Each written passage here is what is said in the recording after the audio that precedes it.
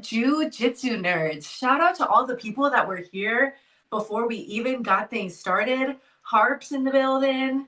Chosen Blue that's watching like a throwback Joe Rogan episode with Gordon Ryan and Mo Jassim when things were much less dramatic.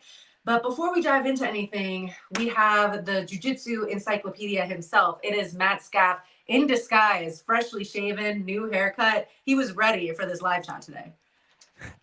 You know, every now and again, you need to freshen up as a jiu-jitsu practitioner. You can't always look homeless. So this is me freshening up just a little bit.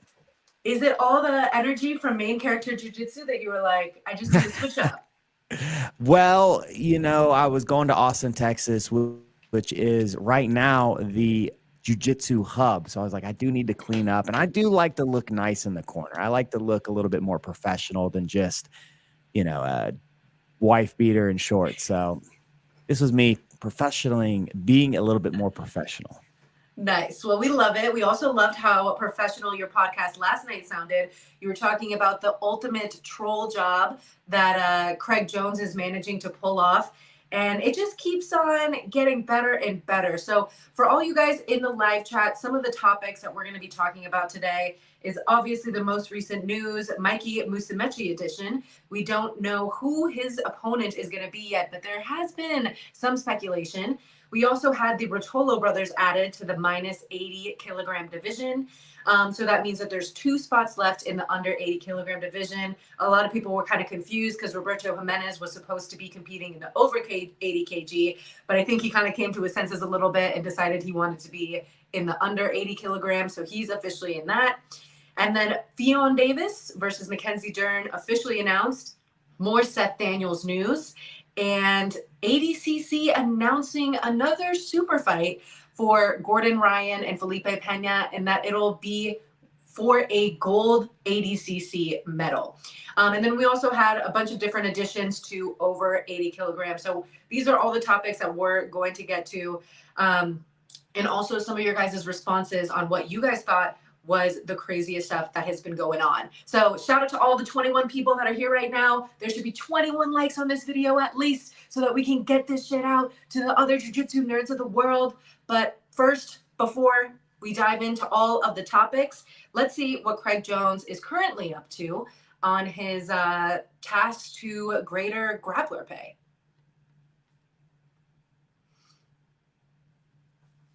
First of all, Abu Dhabi is the greatest city on earth, and they host the greatest jiu-jitsu event on earth. Silence. Keep digging. I told you I'll change the date. I'll change the weekend. You know what you have done, Craig? Just raise the prize money. Every action has a consequence, my friend. Fuck this. I mean, talk about the acting. What is your first reaction when you see something like that, Matt Scaff? It's funny. I saw some people poking at Craig a little bit. They're like, it looks like he's never done manual labor in his life. And as somebody who worked on a farm, I'm a Kentucky boy. I've worked on multiple different farms for summer jobs. And that's the first thing I notice is like, that technique right there. If he continues shoveling like that, if the sheik continues to make him dig his own hole, his back's going to be sore tomorrow. But no, Craig is on absolute fire right now. The dude is every single week stepping it up. And it's for a guy like me who's been following this pretty closely the past couple of months, you almost wonder, like, have we hit the top? We hit the peak? And it just seems like we just keep going up, from the drama to the trolling to the news to the athletes. It's like, when are we going to hit that mountaintop? And I just cannot wait to see what is next. They just keep delivering. I mean, at this point, him buying Gordon Ryan's car that he gave away at the 2022 ADCC and now giving it away for charity, I feel like obviously the trolling part itself is very, very funny, but I think that there's kind of a hidden message along all of this that Craig has voiced a few times on different podcasts, basically talking about how Gordon is a little bit money obsessed, and that the CJI tournament is the ultimate tease because, you know, that's where all the money is. But of course, Gordon isn't going to do CJI because he hates Craig so much. So now we're, you know, teasing him with the Miata giveaway, basically kind of poking fun at the fact that Gordon gave away his Miata by generating more sales for his instructional. So very smart business plan. But Craig is doing it now to help provide for charity. So again, a very good messaging underlying that. So what was your thoughts on the way he kind of built that out? Yeah, so this is honestly the most genius troll job I've ever seen in my 34 years of living. So let's just backtrack a few years. This is a pretty common sales tactic where you have this grand prize, and every item that you buy, you get a raffle ticket and you have a chance to win this grand prize. And people have done this. Companies have done this with cars. Again, it's a great selling strategy. Well, Gordon is releasing multiple products. So it started with the instructionals, but then he wrote a book, and he was selling this book, and it was really like, hey guys, everybody that buys my book and instructional, and I can't remember if they received one entry for one or if it was based on dollars. I know a lot of companies use dollars. So if you buy $300, you get 300 tickets. Well, Gordon, again, he sets this up, sells, makes it a part of his book launch. And he had some issues with the book launch. And I don't think it was on Gordon Ryan's side, but I know that a lot of people had trouble getting, like, they pre-ordered and then it took them forever to get their book. Some of the copies weren't signed. Again, I don't think it was on Gordon's side of things. But anyways, it took a long, long time for all of this to get ironed out. And he had been saying forever, like, hey, I'm giving away my Miata. And he was still using this. And so people started a count, and every single time Gordon would post, he'd be like, it's day 120 of Gordon not giving away his Miata. And people were trolling him in his comments. You can go back. It was pretty funny, when somebody sticks to that level, Gordon would be like, look, I'm giving out the Miata. He kept saying it, and it took him like a year and a half, almost 2 years. Now, Gordon did end up doing a raffle and ended up giving away his Miata to, I believe, a gentleman up in the Northeast. So that guy flew down, takes the Miata, drives it home. Well, Craig goes and buys this Miata that had already been a big headache and Gordon had already been trolled over. He goes and buys this Miata, and now he's going to use that same tactic in every single Craig Jones Invitational ticket you buy. You get an entry into winning Gordon Ryan's Miata. You talk about a troll job. That is, as the PGF world is commenting, that is a god tier trolling job by Mr. Craig Jones. Yeah, and I do remember that Craig went on to Modern Wisdom and basically previewed a little bit of this trolling that he was planning on doing. I live for. That's fun to me. So it's like Gordon, in terms of this tournament is the ultimate bait because we're talking about free market competition. It's good, according to his political beliefs. We're talking about money, loves money. There's 100 times more money in this, but he has to choose to stay with the old tournament or go to the tournament of someone he hates. Does he hate you? I think so. Yeah, I think so. It's red. I see everyone saying I'm only doing the super fight this year. I haven't mentioned anything, nor has ADCC. So I just want to assure you all that you have no idea what I'm doing this year, but you will. Wink face. Just give me a second super fight on Saturday against a tough guy, against a former champion, and we'll count it as an official medal. Now I'm competing against Felipe on Saturday and Yuri on Sunday. We'll count it as an official medal. So again, the edits are always very, very comically done. But what was your opinion on, because you are an encyclopedia when it comes to the Jiu-Jitsu ADCC stuff. So has there ever been medals handed out for super fights? And what was your initial reaction when you heard that this would be? So this is a really interesting topic because, yes, the ADCC Super fight has always been the main event of ADCC. It has always been the final match. And it has always counted as a golden medal. But this is where things have gotten tricky because Andre Galvao, prior to Gordon Ryan, let me say this. Gordon Ryan is the GOAT. 100%. You cannot argue against that. I just don't think you can. But Andre Galvao prior to Gordon was kind of seen as the GOAT because he had the most medals, but a lot of his medals were from him winning the super fight. He was only having to do one match. And a lot of people thought maybe that other people were, especially some of the smaller guys that were winning the division. Like Cobrinha is a 3-time champion. He had to win arguably the most talent-stacked division 3 times, a division that featured, some of the legends of the sport. And so we're talking about having to win 12 matches for 3 medals versus a dude that's just doing the super fight, and each one he's racking up a medal. And again, they've always done it that way. It's part of the debate. Andre Galvao, obviously one of the GOATs of ADCC. He's definitely on that Mount Rushmore, but it does lead to some discussion. Gordon Ryan, let's be honest. He has done things that no other man has even thought of doing. I never thought you would see a dude do a super fight and then do his division. Like, that's insane. And Gordon has been calling out his submissions. He's been challenging people. I remember back when Gordon challenged the entire Atos team to a sub-only back-to-back-to-back matches. He did this also with Marcelo. He said, hey, I'll fight all of Marcelo's top black belts back-to-back-to-back. So he's always been doing these crazy things. And so I like that he has a super fight. I think it's cool, but I don't think it should count as another medal. It just seems kind of cheap. Seems like he's just racking up medals at this point. Like, it's just a way for him to get another one on the tally. Like, that's never been a thing before.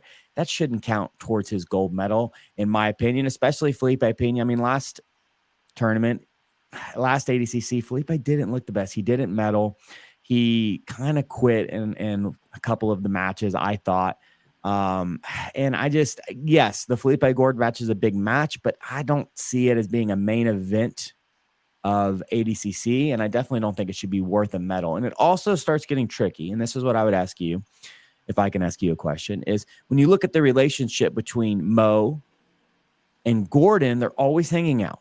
They're like besties. They're always at each other's houses. They go on vacations together. It kind of feels like the promoter's throwing his boy a layup to give him what he wants. And that was something Craig even called out when Mo, I think, went on his second ADCC live chat after all the CJI news. And he was like, are you making this announcement from Gordon's house? And even on the El Segundo podcast with Ffion Davis, they kind of just talked about the favoritism that is so obvious that even if you're not a jiu-jitsu athlete or a complete jiu-jitsu nerd, you can kind of just see it on the surface of how close the relationship is.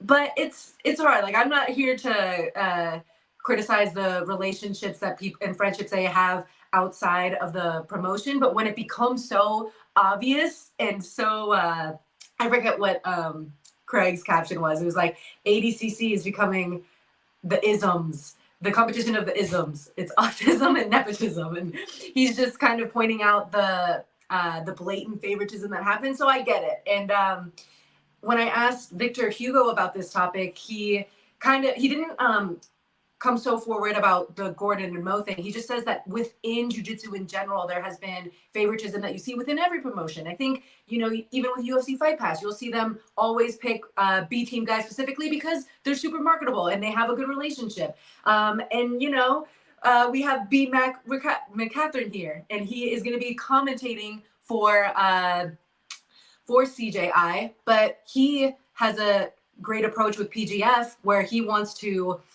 promote some of the guys that aren't known. And so he does have relationships with some of the guys that are fighting in PGF. So I'm not here to judge and be like, hey, well, you picked someone that you liked because, why wouldn't you? It's your promotion. So I do see a little bit of both sides, but I do agree that like the blatant favoritism that we've seen is quite a turnoff, and people do call it out a bit. Well, when I've looked at, when you think about the legendary ADCC performances, there's some that stick out. I mean, Hodger Gracie, obviously double goal. It's the double goal performances that really stand out.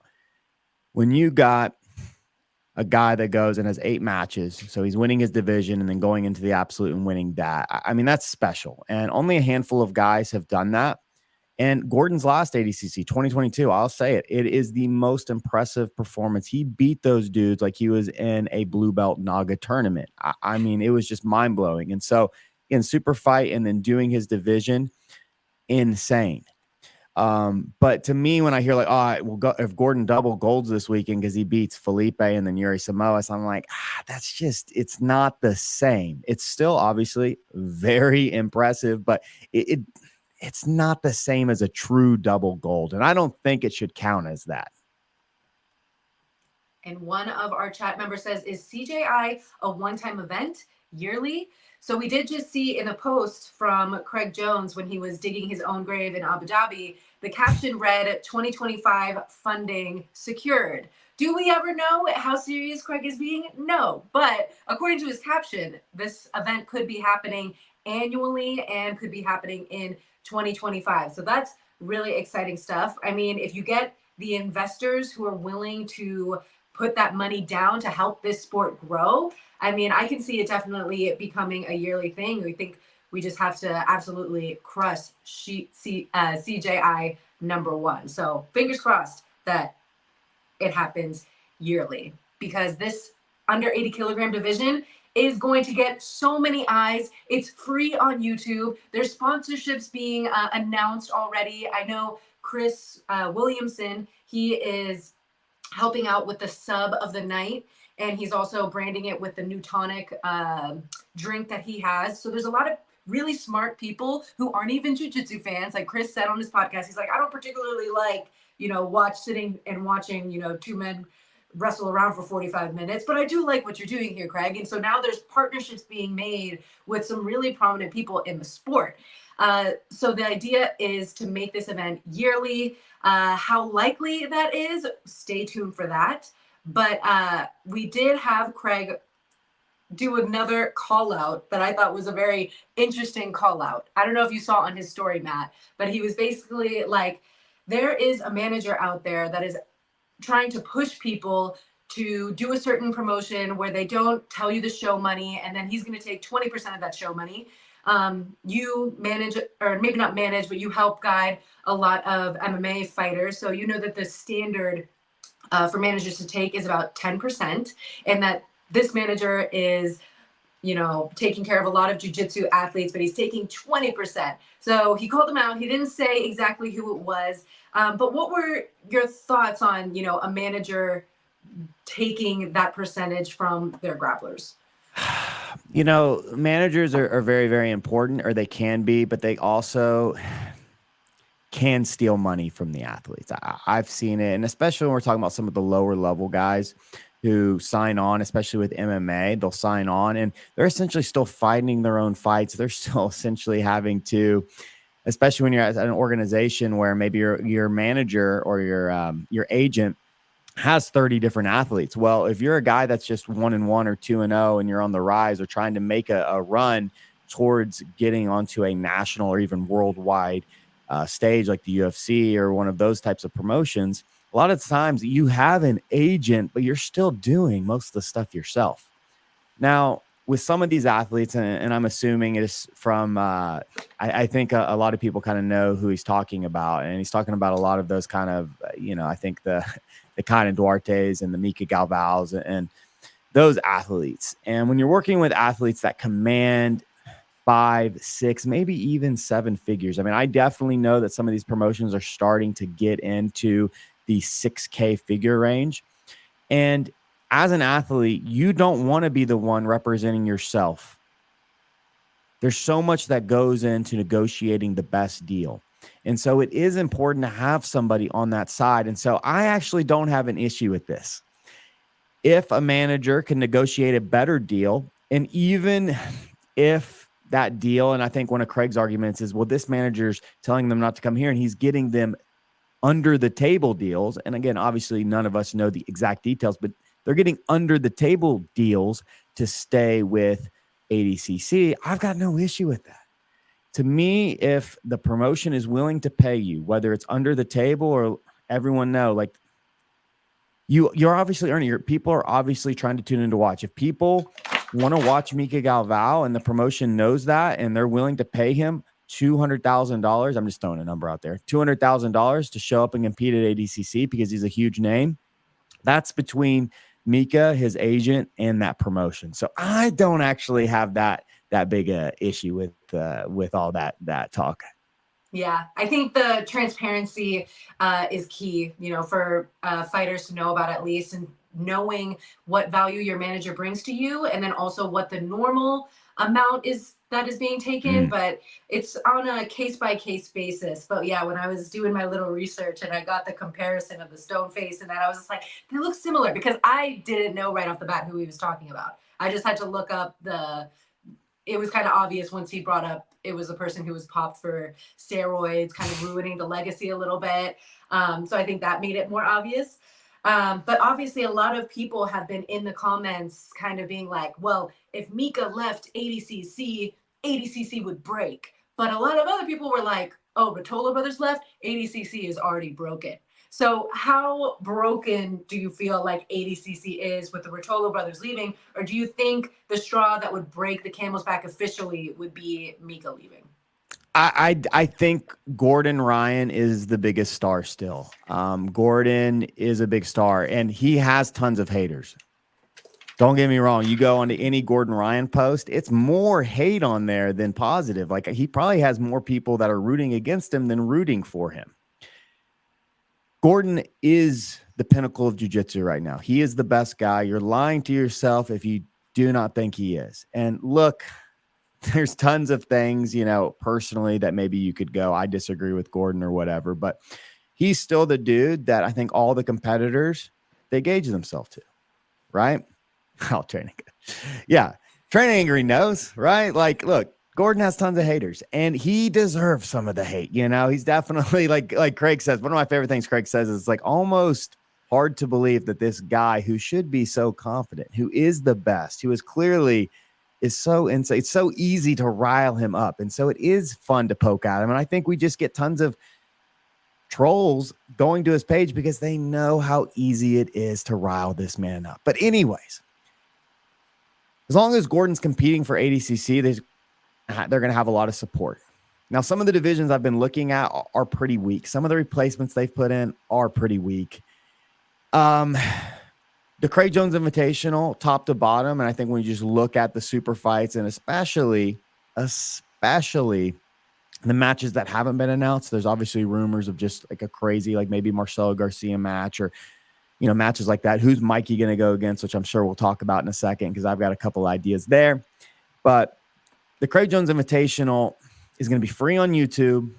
I know just personally, talking to people that had ADCC tickets, their plan is to go to the Craig Jones Invitational Friday and Saturday and then hit Sunday, do ADCC, which is going to be the finals and the most important matches anyways. I think a lot of people are going to be doing that. I'll be interested to see Saturday. Saturday is the day those events are going to be judged because finals of Craig Jones Invitational, first day of ADCC. Who are the people going to support? That's definitely the question at hand. And also BMAC in the chat saying minus 66 kg, still the best bracket of the weekend, because a lot of those 66 kilogram guys were like, all right, I'm too small for this under 80 kilogram division. Someone else in the chat also mentioned, if we split, instead of making it $1 million prizes, make it 500K and we could have other divisions. What would be two other divisions that you would have liked to see in the CJI?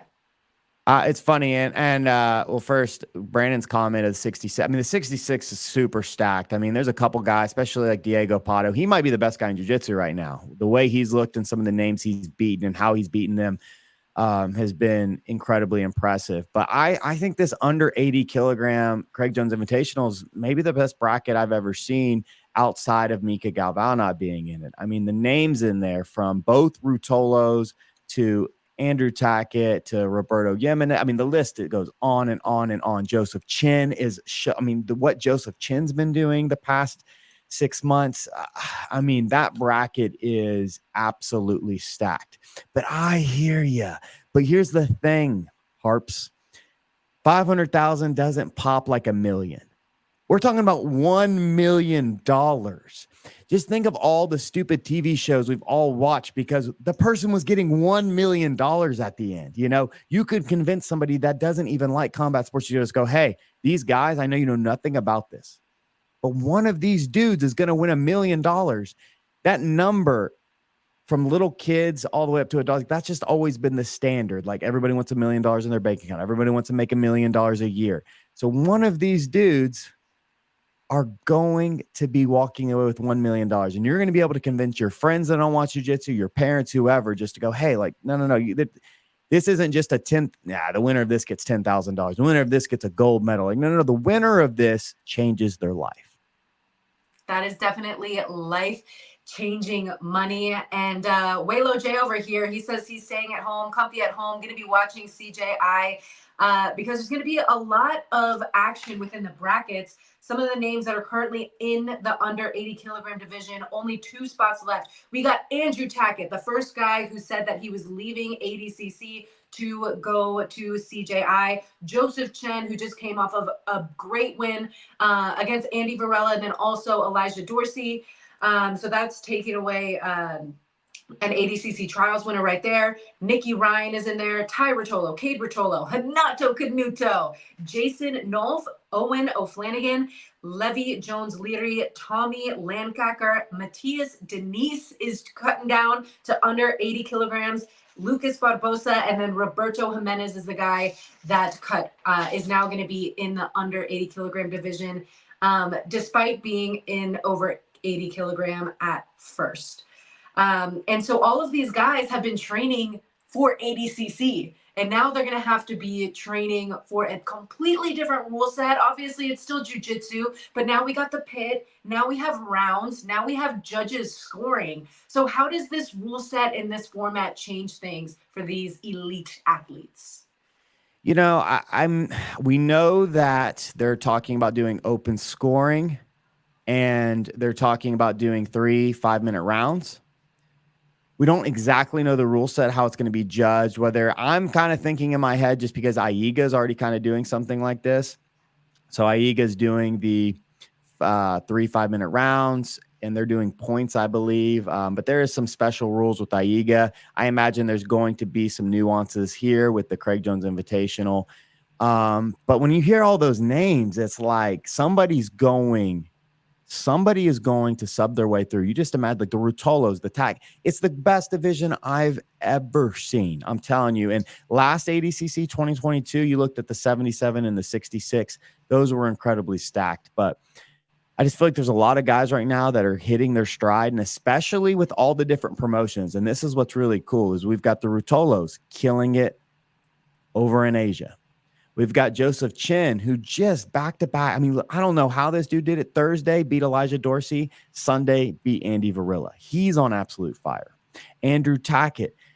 All these guys, Owen O'Flanagan, I feel like they're in different scenes. We haven't seen a lot of these matchups, and so there's just so many crazy matchups to make in that division. And I think there's a couple of guys like Roberto Jimenez. He's a guy people aren't even really talking about. This guy could easily win this division. I mean, he's one of the best. He's got wins over both Ruotolos. He's got wins over a who's who of guys. He's a no-gi world champion. I've got no clue. Like, if I was a betting man, since there's both Ruotolos, it'd be easy to just bet on the Ruotolo name. Like, hey, one of those dudes is going to come out on top. But, man, the way Andrew Tackett's looked, the way Joseph Chen's looked, I mean, Owen O'Flanagan's, I mean, there's so many good dudes. So I don't know what to expect. And I feel like B Team is on a little bit of a run right now. Great performances at WNO. Like you mentioned, Joseph Chen, or what am I thinking of? Joseph Chen getting the win against Elijah Dorsey. He goes up to Nikki Ryan at the end, and he's just like, you suck, because Nikki had lost to Joseph Chen. Nikki had lost to Elijah, and Joseph Chen just beat him. And so Nikki had mentioned, he's like, give me Joseph Chen first match. So we'll have like a B team rivalry there. So they're all having fun in there. I know Andy Varela visited B Team as well. So they're all getting good rounds and stuff. And I think it's just like an all around really happy time, even though it's a little bit of trolling, a little bit of animosity between promotions. I feel like all these jiu-jitsu guys are just super grateful, especially the ones that are on the older side of the spectrum, that this opportunity is coming around. Like Hanato Canuto has been very vocal about how, you know, this was never even a thing. This was never even an option for him. And now he's at a point of his career where he's fighting for $1 million. It's so funny because, like you just said, Nikki Ryan. I haven't even mentioned Nikki Ryan. Like, Nikki Ryan's in the division. He just tapped JT Torres, who's a two-time ADCC champion who hadn't been submitted in, like, I think the last time he got submitted was by like Kron Gracie by an armbar in an ADCC many moons ago. And so there's so many dudes that are on fire. And yeah, like Brandon Diaz says, Joseph Chin's beaten Tackett. They had a super fight, and then Tackett actually went a couple months later at ADCC. They did their first ADCC Open ever, and Tackett rear naked choked Joseph Chin. And so they're 1-1 against each other, both subs. And that's, you're telling me a rematch I'd love to see? That's one match I would love to see them settle the score. You know, when I hear Gordon versus Felipe, and I get it, because Gordon's like, look, everyone's asked for this match for years. Everyone said I was scared to face him. I'm like, look, nobody's saying, dude, you're going to beat Felipe. I think that's the thing, is it's just not an interesting matchup the way Felipe's been looking. But that's a matchup, Chin versus Tackett, that, I mean, that's a $1 million match right there. And I do want to get your take on who the last two spots could be going to. I've seen a lot of people guessing JT Torres. No one's been really talking about PJ Barch in the mix. I think people are kind of assuming he's going to be fighting for that ADCC legacy. So who could it possibly be? We know Gordon is probably not going to be going in to CJI, although that would kind of be crazy if he did, and then he got the $1 million and was like, because Craig has said on podcasts that he's like, I would let anyone compete in this. And so he definitely has that offer there. But, you know, Gordon would never, you know, fill the ego of Craig like that. But I feel like if he did and he won the $1 million, it'd be like, damn, well, kind of worth it, no? You know, this is tough because there's two spots left. I feel like Craig's the type of guy to have a crazy one. So I'm going to assume there's going to be one guy that's really, really good. Not somebody that's going to blow us away. And then there's going to be one of those two that's going to be like, oh my God, you know, this guy's coming over. I think you have to look at, nobody's safe in ADCC still. We still have people dropping out of ADCC all the time. So you have to look at that 77 and even 88 and even 66 kilogram division. And just look at those names and go, who thinks they could win the $1 million, or who isn't satisfied still? 2,500s or not. Maybe they're not getting paid under the table like some of these dudes. We got to look at them. Now, for me, I would love nothing more than to see a big time either MMA fighter, a guy like Gilbert Burns, a guy like Damian Maia, a guy, you know, just like a really, really good Charles Oliveira. Imagine if Charles Oliveira hopped in. That'd be super sick. Like that would be really cool. Or I know a guy who's fighting this weekend, Brian Ortega, you know, and these guys fight at 45. They're walking about 170. I think they'd be really cool for the division, but I think most people, though, would love to see an old head return, a guy that's super exciting. I mean, Marcelo would obviously be the name that most people, but I can't see him jumping into that. I could see him definitely doing a super fight, but my money would be on an MMA name, a guy like Charles Oliveira, a guy like Brian Ortega, a guy like that who's got phenomenal jiu-jitsu, who they can pay, hey, we're paying you $10,000, show up, do a jiu-jitsu match.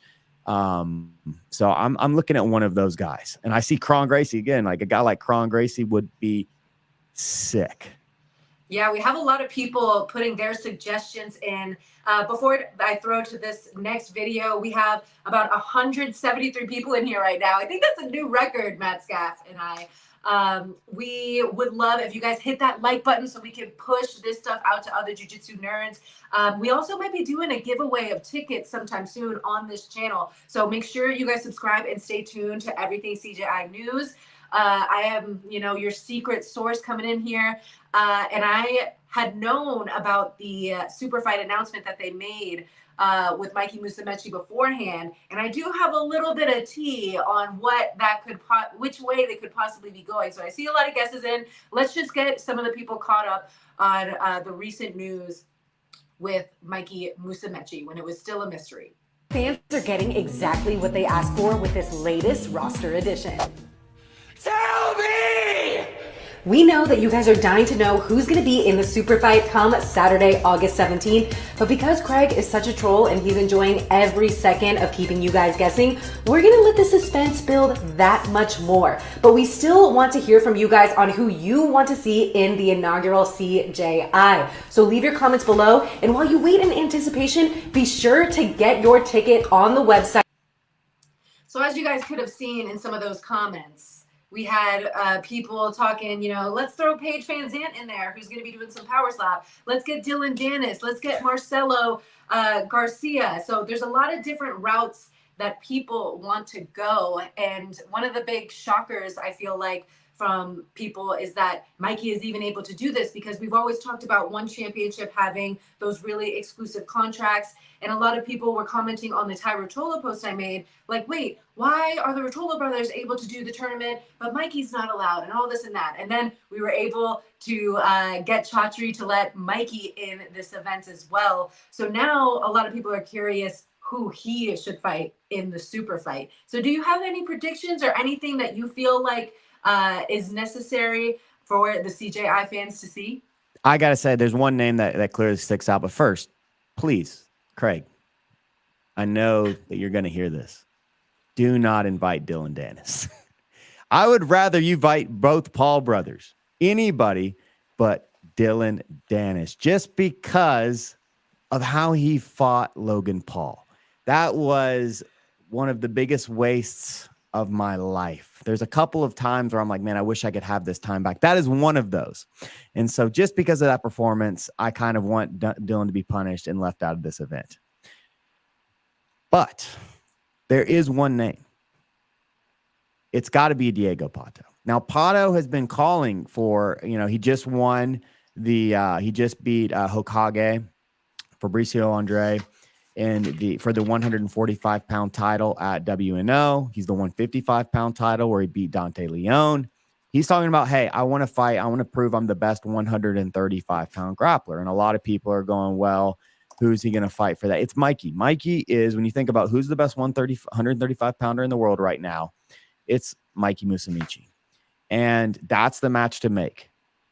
Arguably the two best leg lockers in the world right now, two of the best strategicians, technical guys. It's got to be Diego Pato.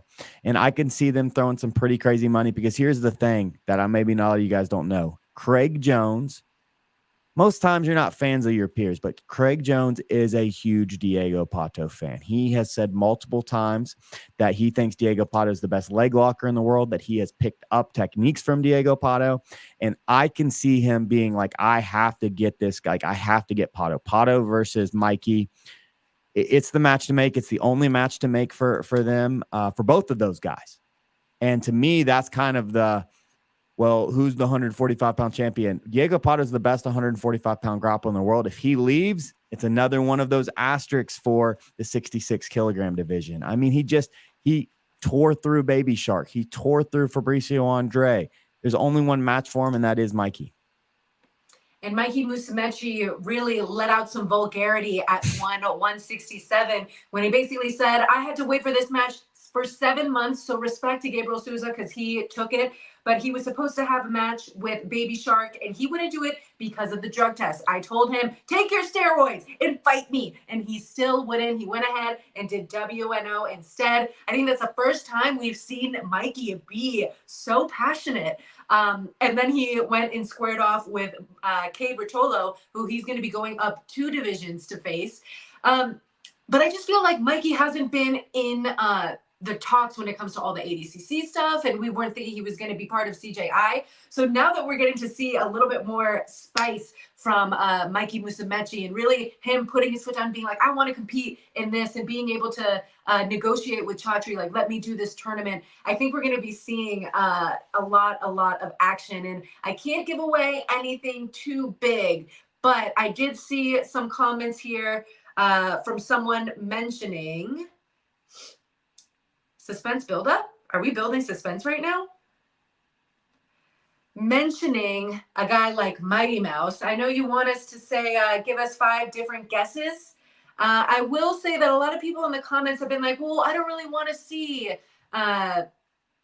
Mikey versus Mighty Mouse, because we could just get that in one championship. So people are kind of not really entertaining that idea. But the top ones I've seen are Fabricio Andre, Pato, and Mighty Mouse. And my advice to you guys would just be to, keep your mind open to, bringing in some of those crazy MMA matchups, because I think that will definitely keep people on their toes on how the match will go. So there are two names. There are two names I'm going to give you guys. So to me, there's three. I mean, Pato's the obvious one, but there is two names that would be incredible. You imagine Mikey versus Ryan Hall, and imagine this is the one. If the Pato match doesn't happen, Mikey versus Lachlan Giles. Stylistically, that is a sick matchup. I would love to see Mikey versus Lachlan. I can see, I mean, Craig's coach, one of Craig's coaches, one of his good friends, one of his mentors. I could see it being Lachlan Giles. And I know Lachlan's obviously 20, 30 pounds bigger, but he's going to face Cade. I would love to see him versus Lachlan. I think that's a matchup that's probably not being looked at by the community, but if that got announced, that would be, I mean, I would be so hyped for that. So I just texted BMAC the link to the StreamYard, and I was like, hey, if you're free, feel free to hop on. And he's like, I can't, I'm on a plane right now. But could you just imagine BMAC being on a plane, like live streaming? And just like, what is this man talking about? I could 100% imagine that. He's 100% dedicated. He is on that commentary team with Josh Palmer, one of the best commentators in the world. I love Josh Palmer, and I have yet to meet Highwill, but Highwill is also on the commentary team as well. So that is a dream team right now. And a lot of people are mentioning Ryan Hall's name. Please, God, let it be Ryan Hall. Ryan Hall would be, you talk about two dudes going in there. Ryan Hall can be unhinged at times as well. Ooh, I love these names though. I mean, I'm with Train Angry right here. Those are the five. I think someone from Vegas is a good idea, just like logistics wise. It's convenient. Gio is a cool matchup too, just obviously with the beef and stuff. But Gio hasn't been on the best of run lately. You know, I feel like he didn't do very well at the trials. He's still phenomenal black belt and everything, but I see Lachlan and Pato. Those are the two names, and Ryan. Those are the three names that it's like, man, that's a super fight. That term gets thrown around a lot. Those are super fights. And we just want to give a shout out to everyone in this group chat right now.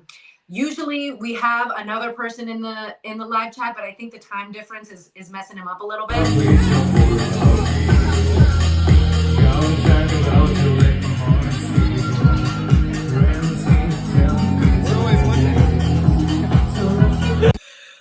That's dedication right there. Like, he's out at the club and he's watching the live chat. That's when you know.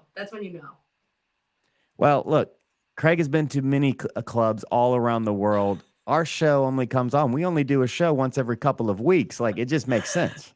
Yes. And he is a big, big supporter. I mean, I think both you and I have had a lot of respect for what he's doing, because it's all been in the name of doing what's right and getting grappler pay to the point where it needs to be. And of course, we have the wonderful Kai Johnson in the building, who came just in time for us to talk about our next topic. We haven't talked much about the over 80 kilogram division, because the under 80 kilogram division is just so distractingly juicy with all of the names that they've added.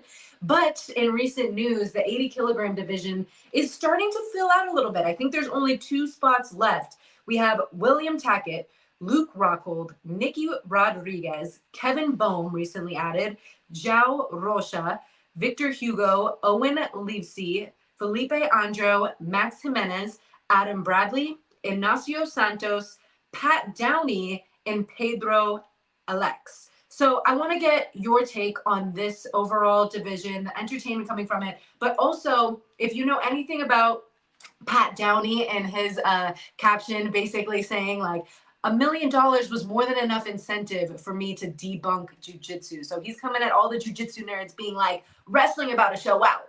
So what did you think about that? Yeah. Now look, guys, I got to be honest here. The over 80 kilogram division doesn't excite me as much as the under 80. I feel like the over 80 is still lacking that like big name. I mean, Nicky Rod, he's a big name, but he's not a star yet. I just feel like there's something about Nicky Rod he hasn't went. Victor Hugo, obviously, but just not, there's not a star. There's one guy. If they add, this would be the match setter right here. Imagine if Roger Gracie came out of retirement for the Craig Jones Invitational. Roger Gracie came out, won the $1 million, and then went back to just like when he came out of retirement for that match with Buchecha. People were like, Buchecha's the best. Buchecha's the best. Imagine if Roger Gracie, that's the name I'm waiting for. Because if Roger came out, and imagine he subbed everybody, went 4 for 4, subbed him. Gordon, would you talk about Gordon having a meltdown? That would be the ultimate meltdown, because then everyone would go, no, you don't understand. Gordon or Roger has done this in multiple different eras, and he came out of retirement, hasn't competed, came out of retirement and jumped in and won. Buchecha is another great name. Buchecha would be a huge division. I just think there's going to be a name that comes out that's going to really take this division over the top. There are a bunch of good dudes in there, but like I said, there's just lacking that really big name, you know. And we're obviously not going to get one of the big problems with the over 80. So the under 80, New Wave doesn't really have any of the best guys, but over 80, they've got Big Dan, Luke Griffith, and they've obviously got the 2 superstars in Marigali and Gordon. So those 2 names, like obviously if Gordon was in there, it'd be huge, or Marigali, but it's not going to happen. But there's Roger Gracie, Buchecha. If one of those guys jump in, they would, to me, be the favorite. And man, Roger Gracie's the one though, because if he went and did something crazy like that and won it, I mean, we're all buying Roger Gracie t-shirts, and honestly, we all just join the academy. Like he would be the GOAT again. There would be no, I'm talking about no-gi goat. He'd be the GOAT of everything. But what do you think the realistic chances of something like that happening is? Probably pretty low. Just because his legacy is so cemented, and coming back and taking an L, people would judge him harshly. I do think Buchecha is probably pretty likely. I mean, I could see Buchecha being like, hey, we're talking about $1 million here. I'm one of the best. I mean, his last match, his only match against Gordon Ryan, he lost by a negative. So it was super, super close. I mean, he's one of the best in the world. I think Buchecha is probably pretty likely. But now back to your Pat Downey thing. Now that would be funny. Now back to the Pat Downey thing. Here's the thing about Pat Downey. I question Pat Downey's, is he even training? You know, one of our guys fought Pat Downey in MMA, one of my students. He fought Pat Downey, and it was just like Pat didn't even really train. You'd look at his Instagram, and he's eating McDonald's and swinging around a kettlebell mace. He's a phenomenal grappler. We've seen him. He did the ADCC trials, and he did pretty well. We saw him face Gordon Ryan in jiu-jitsu. Obviously, if it's a wrestling rule set, he'd be one of the favorites, but I just question Pat Downey's training, his evolution these past couple. Like, has he been evolving? Has he even been doing jiu-jitsu? And I think he's going to be a guy that's going to be interesting on the mic, but not so interesting on the mats. Interesting comment. Problem with CJI is the rules favor wrestlers who will stall to win. What is your take on that? I mean, that's a great point.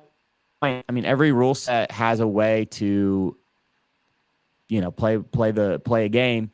You know, you can play a certain game and you can make it boring, and you can try and use that to win. Now, we don't know exactly the rule set, though. I have to imagine that there is going to be very strict stalling calls. It seems like more and more of the newer promotions, obviously PGF being one of the leaders in that, even ADCC, they have really been very, very, very stringent in those calls. Like, they are calling them very aggressively. And I think I think the days of being able to stall and not do jiu-jitsu are gone, just because you're going to be penalized so heavily if you don't engage. Very, very true. I feel like with $1 million on the line, we hopefully won't see any of that stalling. People will be going out for the submission. We'll quickly touch on the announcement of Ffion Davies versus Mackenzie Dern. You were correct, sir, on your prediction. How do you see that match going? Man, this is a tough one, because as someone, and this is bringing back up Roger. I remember when Buchecha was winning, people were like, no, you don't understand. Like, yeah, Roger was great, but Buchecha is the guy now. Buchecha is the best. He's a 10-time world champion, all that stuff. And then Roger went out there and beat Buchecha pretty easily. And so when we look at this, everyone's going, no, Ffion's the best no-gi female grappler in the world. Ffion is unstoppable. Ffion, like, if you just watch some of her matches against the other ladies, she's dominating girls right now. But Mackenzie Dern is phenomenal. She's one of the GOATs in female grappling, and she's always been a leader in technical jiu-jitsu. She's been a pioneer for female jiu-jitsu. When you watch her MMA fights and you see the submission change and stuff, like submission chains that she can throw, I mean, she's very, very high level. I think they're about the same size. I do favor Ffion, but that's because I am one of those people that kind of favor the new age. You know, I'm like, oh, Ffion has to be better because she's grappling in a more competitive. The women are better now than when Mackenzie was competing. But honestly, I wouldn't be shocked if Mackenzie Dern won. I mean, MMA makes people tougher. Like, you just have to become a tougher athlete and a tougher version of yourself. And Mackenzie's going to be no slouch. I mean, I think that match could be a war, and I think it could honestly steal the show and be one of the best matches from of the weekend. And we're going to get that match on the Saturday. All super fights are scheduled for Saturday. So if you're going to be in Vegas and you're looking forward to those super fights, make sure that you are booked for Saturday. You guys can get your tickets online. We're going to be selling out Thomas Mack Center, so make sure you're on top of that. And I'm just getting a kick out of all the people that are still buzzing about the chances of Roger Gracie joining, because, I mean, that would really flip the world upside down. I remember talking to Roger at PGF, and he was mentioning that he will be at ADCC. I'm not sure if they're doing some type of like showing for him or something special with ADCC. So if he did end up doing CJI, he would definitely have to let them know probably ahead of time that he wasn't going to be able to make their event. But that would definitely shake things up. I did want to go back to B-Mac's comment pretty quick. Could you imagine Eddie Cummings coming out of retirement, betraying DDS? That would be the spiciest moment in jiu-jitsu history. But also someone commented on the last video I posted, and they were like, Giancarlo Bodani said on a live chat that he was still kind of considering weighing out his options. So what do you think would be like a big shock of like the new wave team and the DDS jumping ship to CJI? Well, and another one of my perfect world scenarios, Eddie Cummings would come back and he would just be juiced, super juiced, and he would be about 250, and he would challenge Gordon and Dan. He would challenge the whole team, and he would run through them all and just be like, look at his old master, John Donaher, and just kind of nod his head and just leave and never come back. That would be a funny storyline. But no, Eddie Cummings is there's so much. He's one of those guys. He's kind of like the forgotten Sith Lord, you know, the guy you tell, like, no, you don't understand. I remember the other day I was telling, like, you don't understand. There was this guy, Eddie. I was actually telling Travis this because he just doesn't know. He's like, well, the DDS was these guys. I'm like, no. Eddie Cummings was the first guy. Like, he was the student. He was the Padawan. And then all that drama went down. That's a whole nother hour-long podcast episode, but that would be sick. But if Bodani left, like Brandon said, I would be stunned. I just see, I mean, you look at the stories, it's like, dude, they're eating, I mean, Mo's cooking these dudes kebabs, and he's like, they're making dinner together, and they're sharing secrets, and they're going on vacations. And I just can't imagine Bodani leaving to go to the Craig Jones Invitational. I just, and when he says he's undecided, for some reason, I just feel like those guys they do what Donaher says to do. From all the stuff I've ever heard about that team, that it's like, no. Donaher's word, like, you don't make your decision. Like, you have to talk to Donaher before you do anything. So I can't see them supporting that, but who knows? I mean, money talks. I think if they did have to make the jump, Danaher would have to respect that in some way. That's a lot of money. But we'll have to see. There's going to be a lot of announcements coming up. The last topic, I know we're getting close to an hour, so we're going to be wrapping this up soon. Thank you guys all for being here. There's 167 people in here. Hell yeah. Hello to all the jiu-jitsu nerds. I'm Alex. That's Matt Scaff. We would appreciate if you guys hit that like button so this can get sent out to all the other jiu-jitsu nerds out there. I did want to talk about some news that happened at the Dallas Open. Mo ended up going on his, I think, Reddit page and talking about this topic. And I'll show the video because I'm a little bit confused on everything that transpired. And I know you know a little bit more. So basically, they're just drawing the comparison from a time where things escalated to a knife fight and nothing happened. Yet when Kieran Kachuk, I think it was, that threw a punch in defense of his teammate, he is banned from ADCC for life. So I wasn't really sure on exactly what the clip was that Kieran came to the defense of his opponent. I think someone stood on an opponent and there was just different drama that happened. But let me know what you know about that situation. Okay, so I can break this down pretty good for you guys. So here we go. So one of the B team guys, he's, I believe, a brown belt out of B team. One of my students actually faced him pretty recently. Anyways, that's besides the point. He was in a match against, I don't know who the guy he was going against was, but he was losing. He was down on points. And the last minute of the match, or really the last like minute and a half, 2 minutes, he was starting to win. And last minute, he gets a guard pass. His opponent has to turtle to stop from getting scored on. Well, when he turtles, he goes into a prone position where he's just laying flat and like in a plank position, and he's just keeping his elbows and his hips super flat so he can't be scored on. And so you see the B team guys getting frustrated. He's trying to put his hooks in. He's trying to like lift the dude up to put his hooks in. Can't do it. And as time expires, the B team guy stands on his opponent. So he surfs his opponent, steps off and walks off. Well, of course, the guy who just got stood on, he took offense to that. He stands up and pushes the dude in the back. And then we see that clip, or that's kind of where where all of that starts, where we see Kieran then run in and throw the punch. Now, about a year and a half ago, the first clip we see was between a guy named Ty Freeman. He is a black belt. And he was going against, I'm not sure who the guy he was going against, but we obviously see punches thrown there. And that was a brawl. You know, we see a knife get pulled. We see, you know, Ty Freeman, he's the bald guy, jacked bald dude. He, you know, gets in a fight, thrown. We see a flying kick, all of that stuff. And Mo came out, and there were a couple of others. I remember Alex Grandy. He's one of the 10 point up. He was kind of involved in a little bit of a thing where they got into some.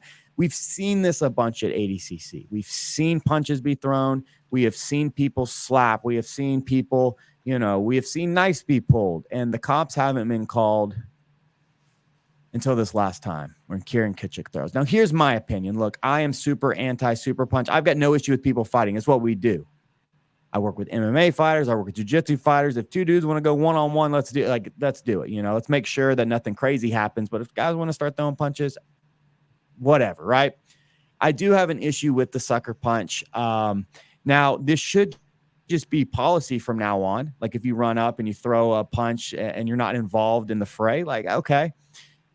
But a lot of people are saying there have been way worse. I mean, obviously that first clip with Ty Freeman and the guy that got into that fight and a knife drawn, nothing happened to those guys other than an ADCC ban. And I want to say, well, a couple of those guys were only banned for a year. And then you have Kieran who throws one punch and he's arrested, and they're in Mo's talking about hiring lawyers and all this stuff. And it just feels like to a lot of people that Mo's going after Kieran because of his association with Mr. Craig Jones.